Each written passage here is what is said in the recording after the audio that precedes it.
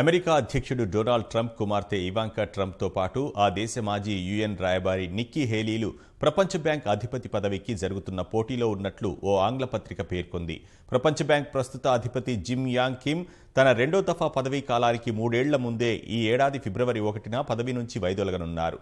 నూతన ప్రపంచ బ్యాంక్ అధిపతి కోసం ముందు నుంచే అన్వేషణ మొదలైంది.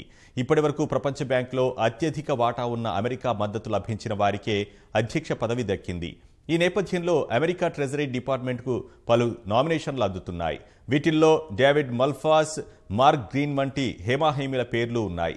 అమెరికా అధ్యక్షుడు ట్రంప్ కుమార్తె ఇవాంకా ట్రంప్తో పాటు నిక్కీ హేలీ పేరు కూడా వీటిలో ఉంది. ప్రస్తుతం ఇవాంకా అమెరికా అధ్యక్షుడి సీనియర్ అడ్వైజర్గా విధులు నిర్వర్తిస్తున్నారు. 2017లో ప్రపంచ బ్యాంక్ నుంచి మహిళా పారిశ్రామికవేత్తలను ప్రోత్సహించేందుకు సౌదీ సహకారంతో $1 బిలియన్ ఫండ్ను రప్పించడంలో ఆమె కీలక పాత్ర పోషించారు. ఏప్రిల్లో ప్రపంచ బ్యాంక్ నూతన అధ్యక్షుడి ప్రకటించనున్నట్లు బోర్డు సభ్యులు వెల్లడించారు.